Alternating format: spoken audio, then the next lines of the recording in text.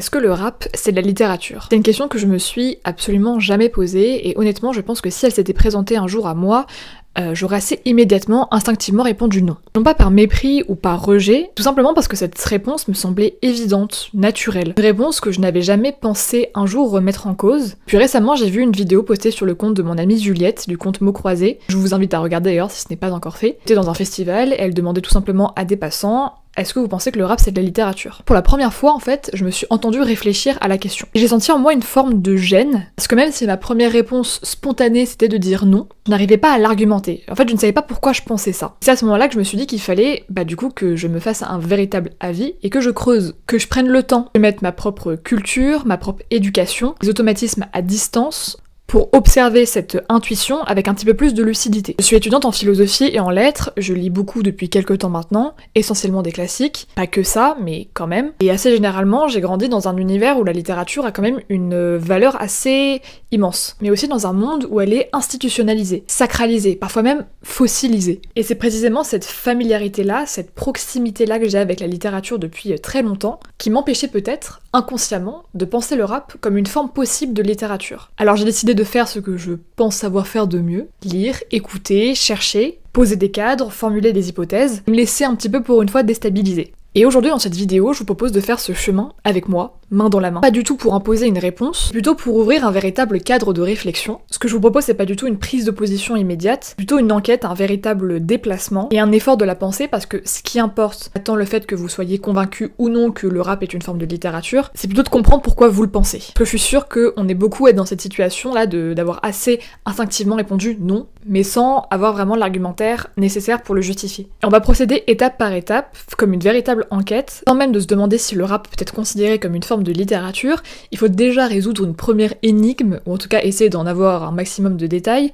Qu'est-ce que la littérature? Très grande question. Contrairement à ce qu'on pourrait peut-être croire, il n'y a pas de définition unique, soit intemporelle et universelle de la littérature. Bien sûr que non. Ce concept, ce mot qui nous semble très familier, très stable, est en réalité un objet historique très mouvant, qui a été façonné par des siècles de débats, de ruptures, de réinventions. Vous êtes vous-même féru de théorie littéraire, ce qui est rare, vous le savez très bien. Ça va être un petit peu théorique, mais on va essayer de traverser un petit peu les différents stades de la littérature et ses conditions de réalisation à travers le temps. Je vais essayer de pas rendre ça du tout barbant, mais je pense que c'est un stade qui est hyper important d'abord à traiter, parce que vous allez voir que en fonction des considérations qu'on a de la littérature à travers le temps, ce qu'on peut penser être un texte littéraire ou non évolue aussi. La première grande théorie littéraire, elle remonte à l'Antiquité, on la doit à un certain Aristote, qui a écrit un petit texte pas du tout important qui s'appelle la Poétique. Pour lui, dans la poésie, qui regroupe au sens large tant la tragédie que l'épopée, etc., c'est avant tout un mode d'imitation du réel. C'est la fameuse mimésis. Mais attention, il ne s'agit pas du tout de faire une copie très servile de la réalité. Il s'agit d'une imitation intelligente, structurée, arriverait à révéler quelque chose d'universel à partir du particulier. On va prendre un exemple très canonique de l'époque, l'Iliade et l'Odyssée, l'épopée homérique. On est bien d'accord que ce ne sont pas des chroniques historiques, ça n'a pas réellement existé tout cela. Ça reste pour autant des récits qui donnent à voir les désirs humains, leurs passions. Pour Aristote, ce qui rend une œuvre poétique, c'est moins ce qu'elle raconte que plutôt comment elle le raconte. C'est-à-dire sa capacité à construire une intrigue, le mythos, à représenter des actions, à susciter des émotions, afin de pouvoir les purger, c'est la fameuse catharsis qui suscite terreur et pitié. Je vais vous dire, mais pourquoi tu nous parles de tout ça? Parce qu'en fait, cette base-là qu'a posée Aristote de ce qu'était la poétique, ce qu'était la littérature selon lui, a fondé littéralement toute la tradition classique. C'est-à-dire jusqu'à Corneille, jusqu'à Racine, jusqu'à Boileau. Pour qui une œuvre doit représenter la réalité selon des règles spéciales, de manière claire, ordonnée, universelle, en respectant bien sûr les règles d'unité, de bienséance, de vraisemblance. Avec les humanistes de la Renaissance, puis avec les classiques du XVIIe siècle, va émerger une toute nouvelle considération de la littérature, celle de sa forme. Par forme, on entend le style, on entend la maîtrise du langage. La littérature devient donc un art de bien écrire. Un art qui permet de sublimer la langue par une certaine clarté, une élégance, une véritable mesure. C'est notamment ce que décrit Nicolas Boileau dans son Art poétique, en 1674. Il affirme que ce que l'on conçoit bien s'énonce clairement, et les mots pour le dire arrivent aisément. Donc le beau style, ça devient une norme, un idéal. C'est le temps des grands oralistes, des grands moralisateurs, La Rochefoucauld, Pascal, La Bruyère, et bien évidemment des tragédiens. Cette idée va aussi se poursuivre dans le temps, notamment au 19e siècle avec une toute nouvelle école qui s'appelle la Parnasse. Les Parnassiens, comme le comte de Lille ou le très célèbre Théophile Gautier, proclament un art pour l'art. Et puis avec les romantiques, cette définition de la littérature va totalement vriller et prendre, disons, un nouveau sens, puisqu'on ne demande plus du tout à l'œuvre de briller par son style ou en représentant, en imitant la réalité, mais plutôt de représenter une intériorité, un moi, une sensibilité. Dans la préface de Cromwell en 1827, Victor Hugo déclare « Tout ce qu'il y a dans la nature est dans l'art ». Il va en fait plaider pour une littérature qui intègre autant le grotesque, la laideur, la monstruosité, le trivial, que le sublime. Littérature qui devient un véritable miroir de l'âme humaine, un chant du cœur total. Et c'est quelque chose qu'on va ensuite beaucoup retrouver chez Lamartine ou chez les générations un peu ultérieures de romantiques, notamment Musset, Nerval, où l'écriture devient une vraie manière d'habiter la douleur, la colère, mais aussi la nostalgie, le rêve, la mémoire. C'est une écriture qui est presque confessionnelle, en fait, très intime, très subjective. Et alors au XXe, alors c'est très compliqué de vous parler du XXe en littérature et ce que ça représente en 2 secondes, parce que le XXe c'est un bordel total, pour le meilleur, hein, je ne critique pas. C'est un véritable espace de déconstruction, de rupture, d'expérimentation, le XXe en littérature. On a les surréalistes qui sont menés par donc André Breton, qui veulent libérer le langage de toute logique rationnelle. Un petit peu plus tard, on a Beckett, Ionesco ou Nathalie Sarraute, qui veulent explorer les limites du langage lui-même. La littérature devient une véritable expérience de rupture pour le coup, on essaie de dire à la littérature ce qu'elle ne peut pas dire à l'origine, et depuis des siècles et des siècles. Et à partir des années 60, c'est vraiment l'âge d'or, on va dire, de la théorie littéraire, des débuts de la théorie littéraire. Beaucoup de penseurs vont totalement remettre en cause l'idée que la littérature est un socle stable, une essence stable. Notamment Roland Barthes qui, dans La mort de l'auteur en 1968, affirme une chose totalement novatrice pour l'époque, enfin c'était hyper original, que le sens d'une œuvre ne vient pas du tout de son auteur, mais en réalité de son lecteur. Si d'autres penseurs comme Foucault qui disent par exemple dans Qu'est-ce qu'un auteur, que la figure de l'auteur est en réalité une invention sociale, une fonction qui est totalement discursive et qui ne va pas du tout de soi. Et bien évidemment, le dieu, le king, Bourdieu, qui va ensuite montrer que la littérature c'est une construction historique qui est en réalité beaucoup plus produite par des institutions comme l'école, comme la critique, l'édition, l'université. Donc ce qui entre dans le champ littéraire dépend en réalité de rapports de pouvoir, de légitimité, de lutte. Donc ici on comprend pourquoi la littérature c'est pas du tout un fait objectif. Pourquoi déjà cette question qu'on s'est posée là, est-ce que le rap est de la littérature, elle admet déjà un premier socle de connaissances sur ce qu'est la littérature très vaste, très évolutif. Et un texte devient littéraire quand on le nomme comme tel, on l'accueille dans cet espace très symbolique qu'est la littérature. Et à mon avis, enfin, il est crucial de rappeler que la littérature n'a pas toujours été écrite. Parce que pendant des siècles, la transmission de la littérature se faisait par la voix. L'épopée homérique, les chansons de gestes médiévales, les poésies arabes pré-islamiques, ou encore les contes africains, tout cela était destiné à être entendu et non lu. En fait, ce n'est qu'avec l'essor de l'imprimerie et de la bourgeoisie lettrée, puis ensuite de la sacralisation du livre en tant qu'objet, la littérature s'est assez définitivement fixée sur le papier. Mais cette fixation, elle est purement historique, elle est pas du tout naturelle. Encore une fois, on verra les points de rupture et de ressemblance entre le rap et la littérature après, mais je voulais déjà placer ce premier argument ici, parce que l'un des arguments plus évidents quand on n'est pas d'accord avec le fait que le rap serait potentiellement une forme de littérature, c'est de dire que la littérature est écrite. C'est donc déjà un argument qui n'est pas suffisant. C'est surtout méconnaître cette très longue histoire entre oralité et poésie, quand les deux ne faisaient qu'une. Maintenant, qu'est-ce que le rap ? On y arrive. Parce que pour réfléchir sérieusement à la possibilité que le rap soit une forme de littérature, il faut donc de la même manière que la littérature, se demander qu'est-ce que c'est que le rap. Ce qui en réalité n'est pas si simple. Parce que le rap, à l'image de la littérature, est tout sauf monolithique. Il n'est ni un genre musical figé, ni un simple canal d'expression verbale. Le rap, c'est une culture vivante, mouvante, profondément marquée par son histoire, ses lieux de création, ses luttes, ses langages et ses codes. Donc c'est vraiment un champ artistique à part entière en fait, qui a donc naturellement produit ses propres normes esthétiques. Et si on veut se demander si le rap peut être littérature, il faut donc lui accorder la même exigence théorique. Comprendre ce qu'il est, d'où il vient, à qui il s'adresse, et comment il a évolué. Le rap mérite donc d'être tout autant pris au sérieux. Dit d'une personne qui n'écoute absolument pas du rap. Alors grosso modo, le rap est né dans les années 70 aux États-Unis, et notamment dans le Bronx à New York, quartier qui, bien qu'aujourd'hui très gentrifié, était à l'époque ravagé par la pauvreté, la ségrégation raciale, la désindustrialisation et la violence de rue. Dans un espace où les formes d'expression leur étaient totalement refusées, de jeunes afro-américains, mais également latinos, vont inventer une nouvelle forme de culture. Une culture alternative qu'on appelle le hip-hop. Et le rap, c'est l'une des 4 composantes principales de cette culture hip-hop. On y retrouve également le graffiti, le DJing et le breakdance. Le rap à l'origine, c'est plutôt une voix qu'on donne à ceux que l'on n'écoute jamais. C'est un véritable outil de réappropriation de l'espace public et de détournement du langage courant, surtout du langage donc dominant. Et c'est aussi un véritable art de l'oralité, hérité des spoken word des poètes afro-américains, comme notamment le célèbre Jill Scott Heron, ou des griots africains, qui étaient porteurs de mémoire, porteurs de récits. Donc le rap, et c'est hyper important de le rappeler, dès ses origines, c'est un acte qui est politique. C'est une parole qui est profondément contestataire, une parole qui s'inscrit dans, mais aussi contre, la marginalisation. Et en France, le rap est un petit peu plus tardif, il arrive environ dans les années 80-90, surtout c'est vraiment son pic de popularité, mais il ne s'agit pas du tout d'une simple importation. Le rap français s'inscrit aussi dans une réalité sociale qui lui est propre, marquée par l'urbanisation, par les inégalités territoriales, l'immigration post-coloniale et la relégation des banlieues. Le rap, ça devient un véritable outil d'expression pour des jeunes qui se sentent exclus des récits nationaux traditionnels. Il dit la vie dans les HLM, les contrôles aux faciès, l'ennui, le rêve d'élévation sociale, les violences policières, un peu plus largement, la colère. C'est une vraie poétique en fait du réel. Et à côté de ce rap très conscient, très politisé, on a d'autres formes de rap, d'autres styles qui vont émerger, comme la trappe, je crois qu'on dit la trappe, ou le trap, le rap dit mélodique, la drill, etc. Chacun ont leurs propres ambitions, leurs propres codes, bref, leur propre esthétique. Ce qui fait la grande singularité du rap, c'est qu'il est à la fois un art très écrit et très oral. Il est dit, scandé, performé, mais il est aussi écrit, pensé et construit. D'ailleurs, je sais pas vous, mais moi j'ai l'impression que l'un des grands dramas qu'il y a souvent entre les rappeurs, par exemple aux États-Unis, c'est un petit peu cette question de qui fait ses propres textes et qui ne les fait pas.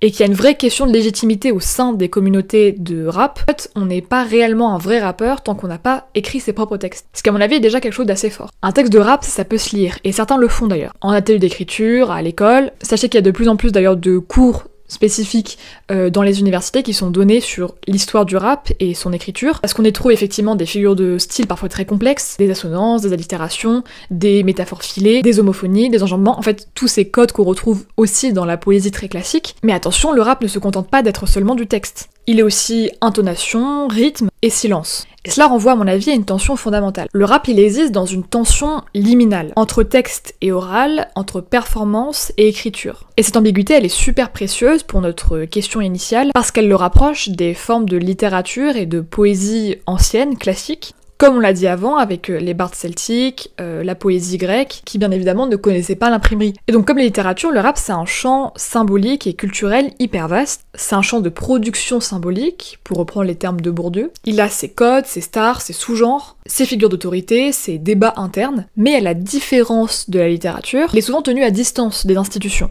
Longtemps méprisé par les médias généralistes, ignoré par l'école ou réduit à une forme de sous-culture. Donc le rap a vraiment dû se construire tout seul. Cette marginalisation, vous en doutez bien, elle tient surtout à des considérations sociales. Le rap dérange souvent parce qu'il vient des marges, il bouscule ce qui est considéré comme étant le bon goût, la langue correcte et les normes académiques. Et pour autant, aujourd'hui, le rap, c'est la forme de musique la plus écoutée en France. Comme je vous l'ai dit, il est de plus en plus analysé dans des colloques, par exemple à l'université. Il est aussi entré dans des musées, et en fait, il est juste écouté par des millions de jeunes. Donc si le rap a été exclu pendant si longtemps du champ littéraire, est-ce que c'est parce que profondément, il ne correspondait pas à la littérature, ou est-ce que ce n'est pas plutôt parce qu'il mettait en avant les propres limites de cette littérature? Enfin, je pense qu'on peut essayer de parler du rap comme d'un bloc un peu plus homogène. Comme je vous l'ai dit, il existe une variété de types de rap, de pratiques du rap. On a le rap très engagé, très conscient, le rap introspectif, le rap technique, le rap narratif ou encore le rap expérimental.